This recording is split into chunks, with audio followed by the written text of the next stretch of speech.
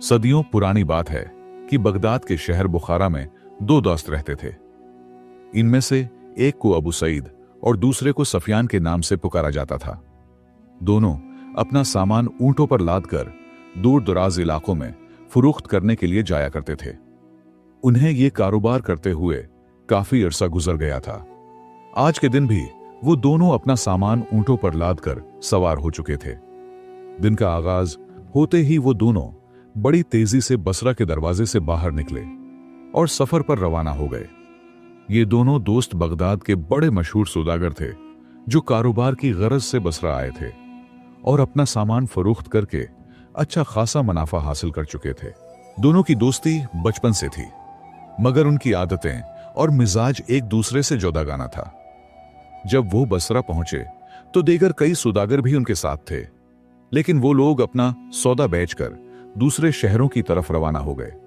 वापसी के सफर में उन दोनों के साथ कुछ ऐसा पेश आने वाला था जो उनकी जिंदगियों का रुख बदल देने वाला था।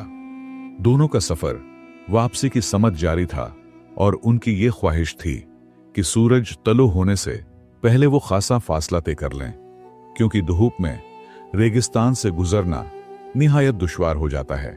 गर्मियों के दिन थे और सहरा ऐसे तपते जैसे कोई तंदूर दहक रहा हो। फिर सहरा में आंधियों और तूफानों का भी खतरा हमेशा रहता है। इसी सोच के तहत वो दोनों बरक रफ्तारी से सफर कर रहे थे और सूरज निकलने से पहले ही वो बसरा के गुर्दू नवाह की बस्तियों से काफी दौड़ जा निकले थे।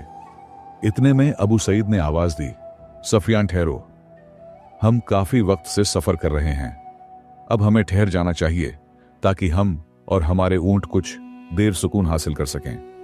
यहां करीब ही एक नखलिस्तान मौजूद है, वहीं हम आराम करेंगे और सूरज के ढलते ही दोबारा सफर शुरू करेंगे। सफियान ने अपने रफीक की बात मान ली। नखलिस्तान पहुंचकर दोनों ने अपने ज़ादे राह से पानी पिया, खाना खाया और ऊंटों को दरख्तों के साथ बांध दिया। फिर दोनों दोस्त आपस में बातचीत करने लगे। सफियान दिल में छोपे लालच को दबाने के बावजूद खुद पर काबू न रख सका और अपने दोस्त से मुखातब होकर कहने लगा, मेरे यार, तुम 4000 दरहम का सामान लाए थे और मजीद भी 6000 दरीम कमा लिए, मगर मैं महज 4000 ही नफा हासिल कर सका। अफसोस, अगर मैं तुम्हारे बजाय काफले के साथ रवाना हो जाता तो शायद ज्यादा कमा लेता, और अगर हम यहां से कुछ सामान खरीद कर बगदाद ले जाते तो बहुत ज्यादा मुनाफा हासिल होता।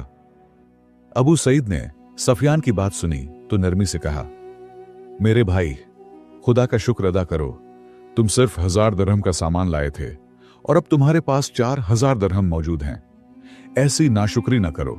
मगर सफियान बार बार अपने लालच का इजहार कर रहा था।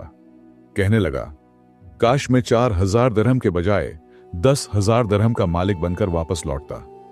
फिर वो दोनों दरख्त के साए तले आराम करने के लिए लेट गए। अबू सईद तो कुछ ही देर में खराटे लेने लगा, लेकिन नींद तो सफियान से कोसों दूर थी। उसके जहन में अब भी 10,000 दरहम का ख्याल गर्दिश कर रहा था। अचानक उसने अबू सईद के सामान से उसकी रकम वाली थैली निकाल ली। फिर उसकी निगाह अबू सईद के चेहरे पर पड़ी, जो एक मुखलिस और वफादार दोस्त का चेहरा था। उसके दिल में एक खल्श उभरी, ए बददयानत दिल शख्स, ये तेरा वही बचपन का रफीक है, क्या तू वाकई इसके साथ बेवफाई करेगा? फौरन उसके जमीर ने झंझोड़ा, नहीं नहीं, ये मैं क्या करने जा रहा था? ये सोचकर उसने थैली वापस उसकी जगह रख दी। इतने में सफियान ने करीब ही किसी चीज को धड़ाम से नीचे गिरते सुना। इसने नजर फेरी तो अबू सईद के ऊंट को तड़पते हुए देखा। उसे एक जहरीले जानवर ने काट लिया था। उसने फौरन अपने दोस्त को जगाया, मगर उस वक्त तक काफी देर हो चुकी थी।